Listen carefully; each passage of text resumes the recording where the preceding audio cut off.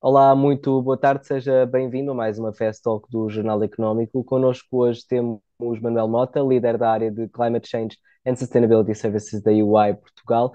Manuel Mota, antes de mais, obrigado por se juntar a nós e olhando para este tema das empresas mais sustentáveis, que segue com a edição impressa do Jornal Económico, quais é que serão aqui os principais desafios que se colocam às empresas nacionais nesta jornada da sustentabilidade? Olá, João. Muito bom dia antes de mais e muito obrigado também pelo convite. Bem, os desafios são muitos e vamos tentar aqui sistematizar um pouco. Eu acho que, em termos de contexto, enfim, não vou falar do contexto em que estamos enquanto mundo. ehm, Aquilo que é a gestão das organizações hoje em dia é, antes de mais, deve ser vista de uma maneira diferente daquilo que o era no passado ou aquilo que foi no último século. Isto porquê? Porque as organizações hoje têm que acautelar, na forma como são geridas, uma série de externalidades negativas que até então não eram muito pensadas, sejam elas do ponto de vista ambiental, enfim, social ou mesmo de governança. E, portanto, digamos que este é o contexto que, de alguma forma, traz ou coloca os grandes desafios de sustentabilidade às organizações. E, portanto, eu acho que o primeiro grande desafio é uma organização, seja ela qual for, conhecer qual é que é o seu contexto de sustentabilidade. O que é que isto significa? Significa perceber quais é que são os principais desafios ambientais, sociais e de governança que tem naquilo que é o contexto do seu negócio, nas suas operações, nas geografias em que está, enfim, nas várias unidades de negócio e, no fundo, compreendê-los. Porque só compreendendo estes desafios, só compreendendo como é que impacta o ambiente, como é que impacta, do ponto de vista social, as comunidades, é que vai perceber como é que deve incorporar estas dimensões na sua forma de atuar. Depois, se eu pensar aqui um bocadinho naquilo que é o nosso, enfim, o nosso paradigma português das pequenas e médias empresas, estas empresas vão muito a reboque das grandes empresas e, portanto, os grandes desafios que têm, muitas vezes, é dar a resposta às exigências que são colocadas por essas grandes empresas, nomeadamente em matérias relacionadas com a questão da pegada carbónica, enfim, Até porque muitas dessas grandes empresas acabam por ter essas pequenas empresas como clientes. como fornecedores, neste caso, exatamente. Muitas delas, portanto, sim, as pequenas têm as grandes empresas como clientes e, portanto, fazem parte da sua cadeia de fornecimento e, naturalmente, que as grandes empresas que estão tipicamente um pouco mais à frente nestes temas acabam por ter este efeito de Dominó, não dinamizar, é? espera-se, não é? Este efeito dominó sobre toda a cadeia de fornecimento. Portanto, eu acho que este é logo um dos primeiros grandes desafios, a dar resposta a tudo aquilo que é requerido.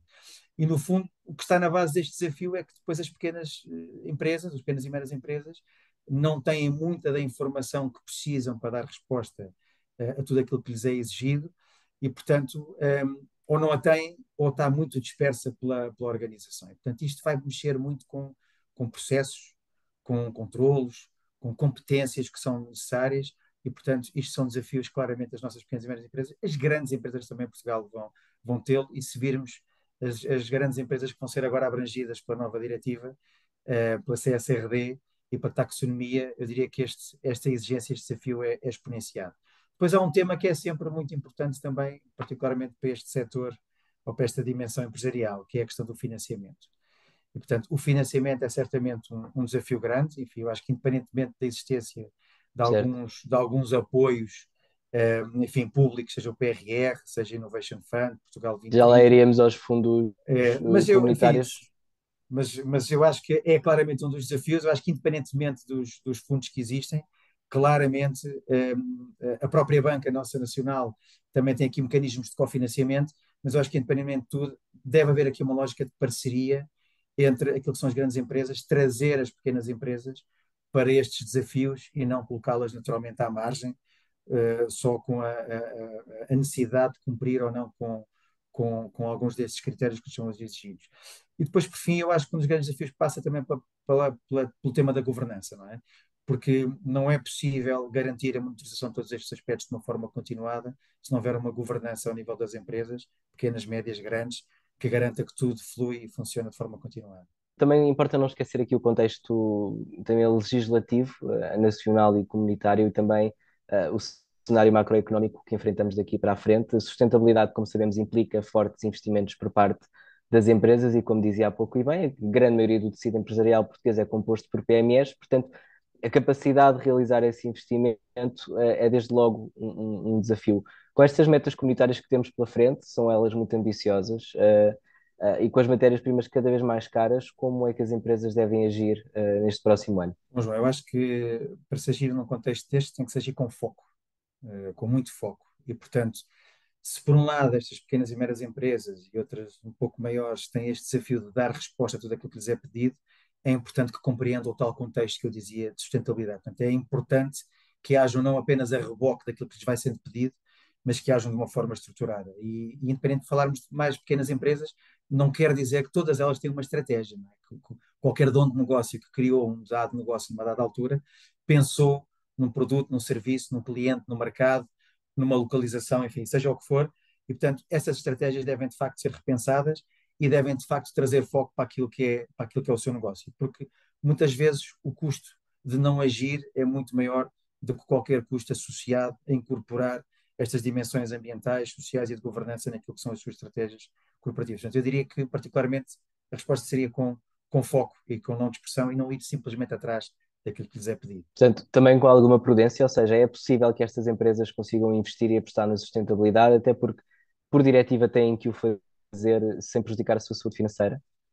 Aliás, eu defendo muito e defendemos muito que enfim, o tema da sustentabilidade não deve ser encarado como um Uma custo, despesa. não é? Uma despesa, não é? Portanto, eu acho que é claramente uma perspectiva de investimento. Tudo aquilo que se faça para incorporar estas dimensões nas estratégias corporativas das organizações é uma forma de criar valor no longo prazo. E, portanto, acho que isso é o único caminho que temos a seguir.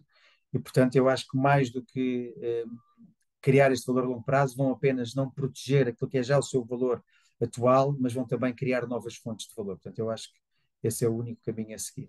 Não, Mota, só mesmo para terminarmos esta Fast Talk, diz que devemos olhar para a sustentabilidade como um investimento, portanto, como uma oportunidade. Com estes desafios energéticos que sabemos que se vão adensar agora nestes meses de inverno, e também com problemas bastante nacionais, a questão da seca é um deles. Como é que as empresas portuguesas podem olhar para a sustentabilidade como uma oportunidade também de poupar e de crescer a longo prazo? Porque sabemos que é possível fazê-lo. Olha, João, enfim, os desafios energéticos que refere, enfim, decorrem de um contexto, enfim, geopolítico agora muito concreto e muito complexo, Mas e no sem um fundo fim à trata, vista.